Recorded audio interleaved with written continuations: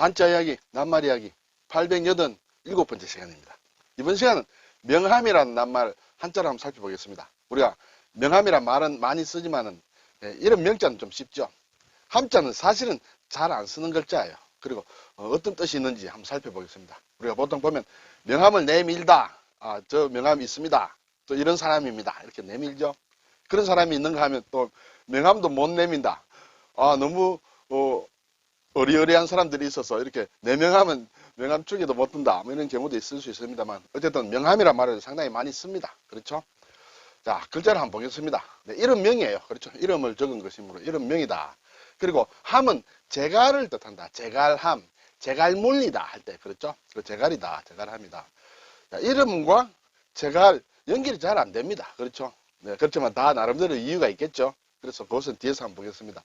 이름명은 이제 저녁석과 입구다. 가장 흔히 하는 얘기는 날이 어두워져서 저녁이 되면 사람의 얼굴이 보이지 않습니다. 그래서 누구누구를 찾아야 된다. 그때 입으로 부른다는 것이죠. 누구누구야 부른다. 그것이 이제 이름이다. 이렇게 쉽게 설명도 하고 물론 다른 설명들도 있겠습니다. 오늘 그까지만 설명을 드리겠습니다. 자, 재갈이라는 것은 이제 입에 무는 것이다. 가장 우리가 쉽게 보는 것은 뭐 말에 재갈을 물린다. 그런 것도 있고 뭐 그렇습니다. 그럴 때 갈행자에 쇠금이다. 이렇게 되겠습니다. 이 갈행자라는 것은 간다는 뜻이 있고 또 내거리를 뜻하죠. 내거리. 네. 물론 길을 가는 것이에요. 길을 가면서 소리를 내지 않도록 하기 위해서 입에 쇠를 물었다. 쇠조각을 물었다. 그런 얘기예요. 쇠조각을 물고 해야 이제 소리가 나지 않는다. 그런 경우는 보통 이제 옛날도 마찬가지겠습니다만 뭐 군인들이 이동을 한다든지 할 때 어쨌든 뭐 여러 가지 사유로 말을 못하도록 그렇죠. 그렇게 쇠조각을 물렸다. 거기에서 나온 것이 재갈이고 거기에서 나중에 명함이라는 뜻으로 이제 변경이 되는데 그것은 뒤에 한번 다시 살펴보겠습니다.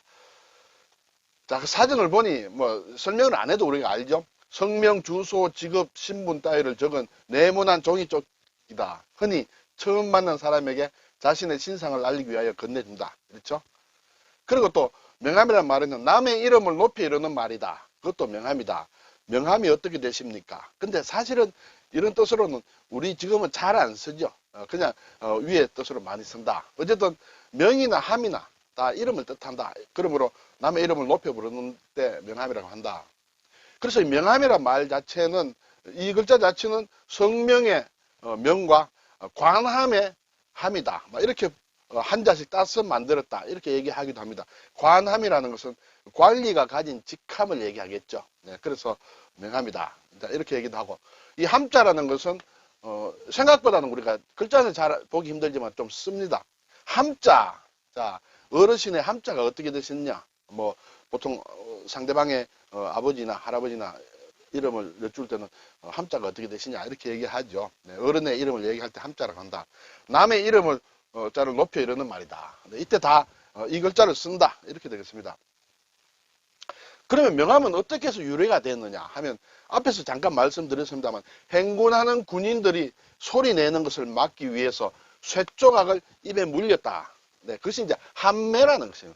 매라는 것은 우리가 매를 뜻한다. 나무 조각을 얘기한다.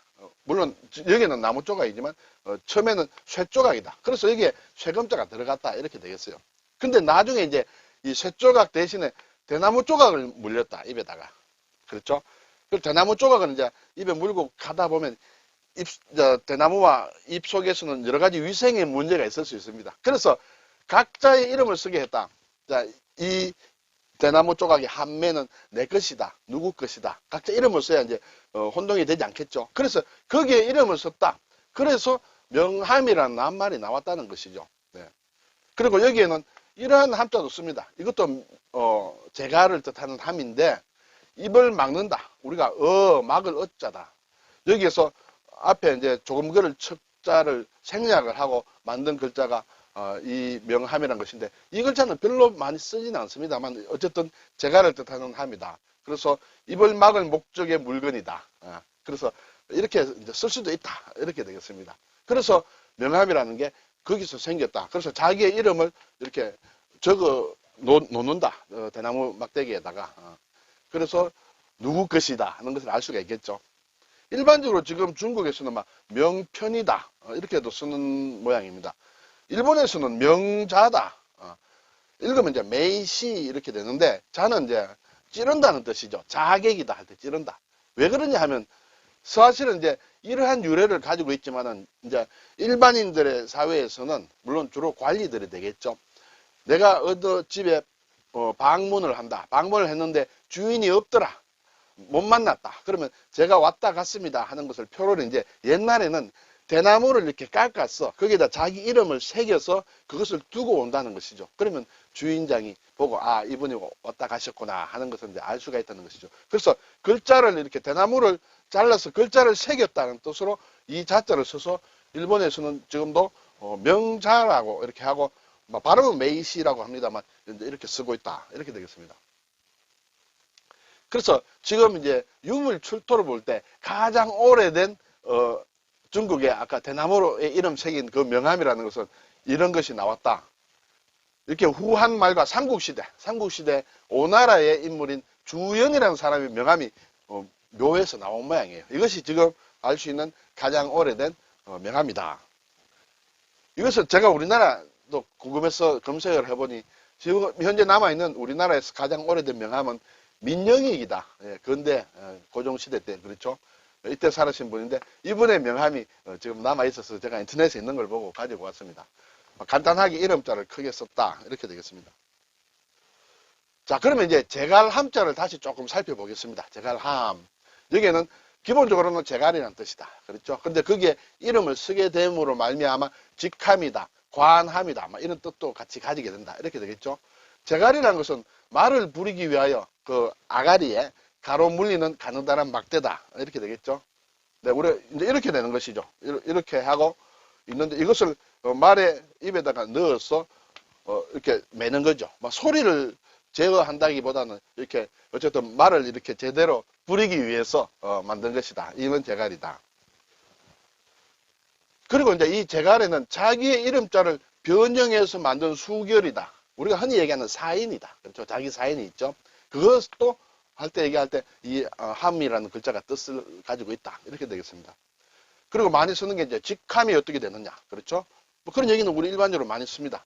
물론 성함이 어떻게 되십니까? 이렇게 되기도 하고. 존함이 어떻게 되세요? 존함. 그리고 아까 나온 함자다. 그렇죠. 윗사람의 함자. 관함이다. 이것은 별로 쓰지 않습니다만 어쨌든 관직에 있는 사람의 직함을 얘기한다. 마함이다 하면 말에 무는 제갈을 말제갈을 얘기한다. 이렇게 되겠죠.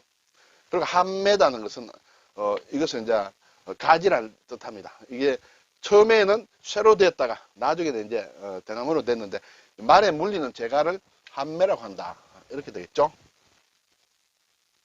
함자는 이제 함두다라는 그런 표현도 있는데 어떤 글의 이름 밑에 수결을 적는다, 사인을 적는 것을 함을 둔다, 함둔다 이렇게 표현을 하는 모양입니다. 저는 이런 표현을 써본 적은 없습니다만.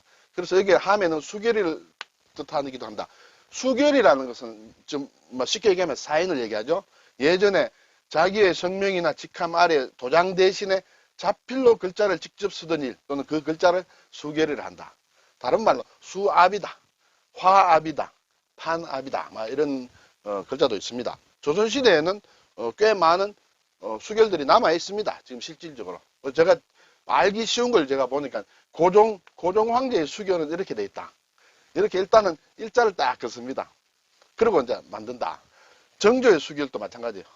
그 대부분의 조선시대의 수결이라는 것은 일단 일자를 긋고 나서 아래 위로 이렇게 점이나 이렇게 획을 그어서 만든다.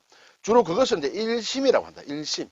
일단 일자를 긋고 나서 나머지 획으로 마음심자를 나름대로 형상화해서 특징을 가지고 간다. 그래서 일반적으로 수결을 일심이라고도 한다. 왜냐? 내가 이 문수에 사인을 하는 것은 한 마음으로 정말 내 한 마음으로 사심이 없이 그렇죠? 그런 마음으로 내가 이 문서를 보고 결제를 한다. 그런 의미로 일심이다 한다. 그래서 거의 모든 것이 그렇지 않은 경우도 있습니다만 일단 일자를 길게 하고 나서 해서 사인을 만들었다. 이렇게 되겠습니다. 자, 오늘 명함 그리고 함자 이런 걸 찾아봤습니다. 왜 명함이라고 하느냐? 이 함에 비밀이 있다. 네, 그렇죠. 입에 물었던데 함매에서 사람의 이름을 적었다. 누구의 한매인가를 이제 구분하기 위해서 적었다. 그렇죠? 거기서 글자가 남아서 아직도 이 명함이라는 낱말로 쓰이고 있다. 이런 것을 한번 살펴봤습니다. 감사합니다.